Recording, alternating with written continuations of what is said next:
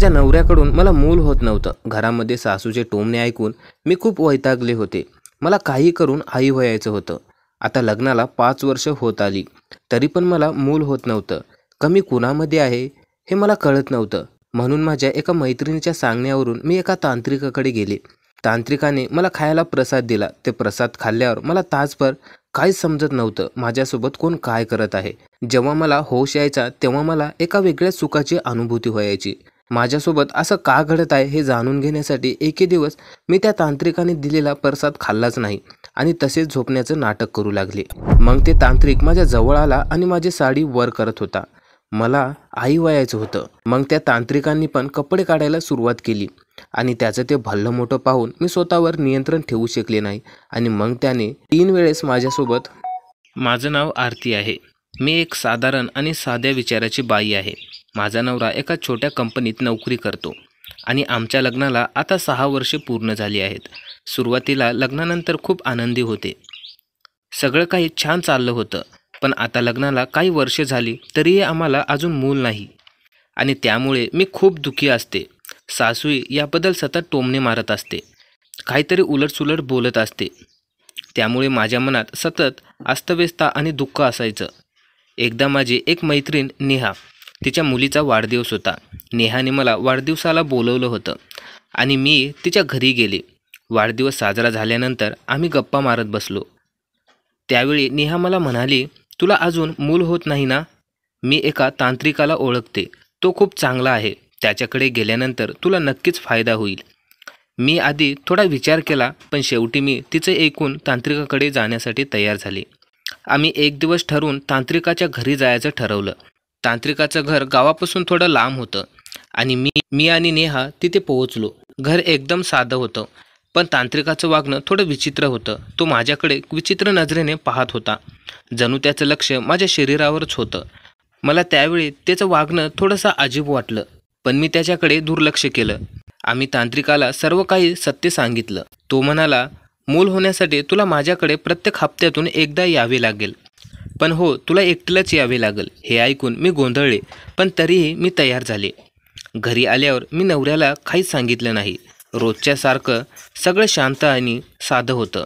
मी स्वयंपाकघरात गेले, तिथे काम उरकत होते. त्यावेळी मनात खूप विचार चालू होते, पण मी नवऱ्याला काहीच बोलले नाही आणि असं ठरवलं होतं की कदाचित तो स्वतःहून काहीतरी बोलेल असं मला वाटत होतं. पण तोही नेहमीसारखाच वागत होता.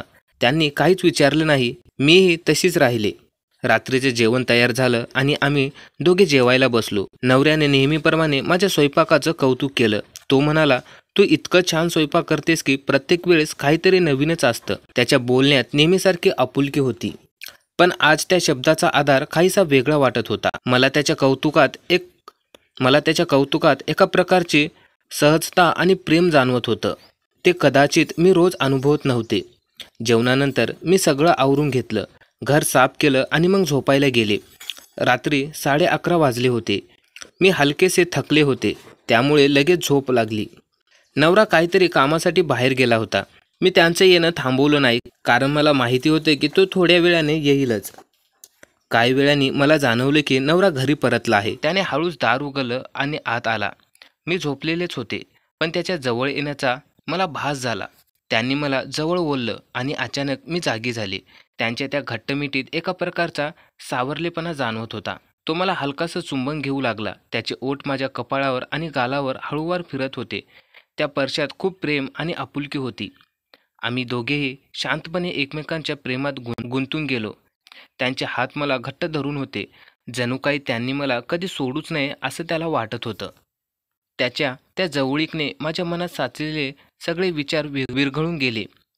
काही काळ आम्ही एकमेकात हरून गेलो. जणू काळ थांबला गेला होता. त्या क्षणी आम्ही फक्त एकमेकांसाठी होतो. बाहेरच्या जगाचा आणि रोजच्या त्रासाचा काहीच संबंध नव्हता. दुसऱ्या आठवड्यात मी ठरवलं तसं तांत्रिकाच्या घरी सकाळी 11 वाजता गेले. तांत्रिकाने मला पाहून हसून स्वागत केलं. मी त्याच्या जवळ जाऊन त्याच्या पायावर माझे डोके ठेवले, पण त्याने मला उभं केलं आणि आलिंगन दिलं. मला त्यावेळी त्याचं वागणं विचित्र वाटत होतं, पण मी काहीच बोलले नाही. तांत्रिकाने पूजा सुरू केली, काही मंत्र म्हणले आणि मला प्रसाद दिला. तो देवाचा प्रसाद समजून मी खाल्ला. काही वेळातच मला झोप येऊ लागली आणि माझे डोळे बंद झाले. जेव्हा माझे डोळे उघडले तेव्हा संध्याकाळचे 4 वाजले होते. तांत्रिक म्हणाला, "पोरी आता घरी जा, पूजा संपली आहे." मला कळलंच नाही की इतका वेळ मी का झोपले होते आणि त्यांनी कोणता प्रसाद दिला होता. मनात शंका येऊ लागल्या पण काहीच समजत नव्हतं. त्यानंतर दर हप्त्याला मी तांत्रिकाकडे जाण्यासाठी सुरुवात केली. सुरुवातीला तो मला खूप चांगला वाटत होता.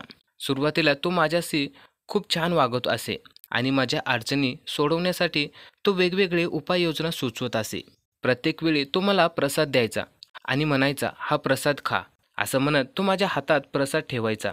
मी त्याच्यावर पूर्ण विश्वास ठेवला होता कारण त्याचं वागणं खूप श्रद्धाळू वाटायचं. प्रत्येक वेळी प्रसाद खाल्ल्यावर मला खूप झोप यायची. असं खूप वेळेस घडत आलं होतं, पण तेव्हा मला काहीच शंका आली नाही. 3 महिने असेच निघून गेले. मला असं वाटत होतं की माझ्या समस्या लवकरात लवकर सुटाव्यात. त्यामुळे मी त्याच्या सांगण्याप्रमाणे नेहमी सर्व काही करत होते. तांत्रिकाच्या शब्दावर मी डोळे मिटून विश्वास ठेवला होता. पण हळूहळू काही गोष्टी लक्षात येऊ लागल्या, ज्यामुळे मला त्याच्यावर शंका येऊ लागली. प्रत्येक वेळी मला असं का वाटते की प्रसाद खाल्ल्यावर लगेच झोप येते आणि माझ्या समस्या अजूनही तशाच होत्या. काहीच सुधारणा दिसत नव्हती. यामुळे माझ्या मनात संशयाची भावना निर्माण झाली. एकदा मी ठरवले की यावेळी प्रसाद न खाता फक्त खायचं नाटक करावं. तो प्रसाद हातात घेतला, पण त्याला तोंडात न टाकता फक्त त्याच्यासमोर खाल्ल्याचं भासवलं. मी ते बाजूला ठेवला. त्याला कळू नये म्हणून मी तसे झोपण्याचं नाटक केलं. आता मला खरं काय चाललं आहे हे जाणून घ्यायचं होतं. काही वेळांनी तांत्रिक माझ्या जवळ आला. मी अजूनही डोळे मिटून झोपण्याचं नाटक करत होते. त्याने हळूहळू मला उचललं आणि पलंगावर नीट झोपवलं. त्याच्या प्रत्येक हालचालीवर मी लक्ष ठेवत होते, पण शरीर हलू दिलं नाही.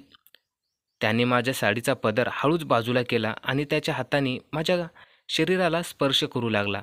त्या स्पर्शात कुठलीच श्रद्धा किंवा आधार नव्हता, फक्त एक वासना होती. माझ्या भीतीला आता खात्री मिळाली होती की तो माझा फायदा घेत आहे. त्याने हळूहळू माझी साडी काढायला सुरुवात केली. मला आता समजलं होतं की गेल्या काही महिन्यापासून तो नेहमी असं करत असावा, कारण प्रत्येक वेळी प्रसाद खाल्ल्यावर मला झोप यायची. त्या प्रसादात काहीतरी गडबड असावी, त्यामुळे मला बेशुद्ध होऊन झोप यायची आणि त्याचाच फायदा घेऊन ते तांत्रिक माझ्यावर अत्याचार करत होता. मी बेशुद्ध असल्यामुळे मला काहीच समजत नव्हतं. त्या क्षणी माझ्या अंगातून रागाच्या लाटा उठू लागल्या. मी मनाशी ठरवले की आता याला थांबवायचं, त्याचं खोटं उघडं पाडायचं आणि त्याला त्याच्या चुकीच्या वागणुकीसाठी चांगला धडा शिकवायचा. मी एकदम जोरात उठले आणि तांत्रिकाच्या समोर उभी राहिले. माझं नाटक आता संपलं होतं. आता खरी मी त्याच्या समोर उभी होते. तो हडबडून मागे सरकला. त्याच्या चेहऱ्यावरचा भाव बदलला होता. त्याचं खरं रूप माझ्या समोर आलं होतं. मी त्याला कठोर शब्दांनी सुनावलं. मी तेव्हा खूप घाबरले, पण लगेच तिथून पळून आले. घरी येताना मनात खूप विचार येत होते. रडू आवरत नव्हता. मी कशात अडकले होते याची जाणीव मला झाली होती. त्या तांत्रिकाने माझा फायदा उचलला होता आणि मी त्या लुबाडणुकीच्या जाळ्यात फसले होते. आता मला समजलं होते की या गोष्टीत काहीही सत्य नव्हतं आणि त्या तांत्रिकाने मला फसवलं होतं. मी ठरवलं की या अनुभवामुळे मी दुसऱ्या कुठल्याही स्त्रीला अशा संकटात पडू देणार नाही. मित्रांनो, तुम्हाला जर ही कथा आवडली असेल तर आपल्या चॅनेलला नक्की सबस्क्राईब करा आणि अशाच कथा पाहण्यासाठी व्हिडिओला लाईक करून चॅनेलला सबस्क्राईब करा.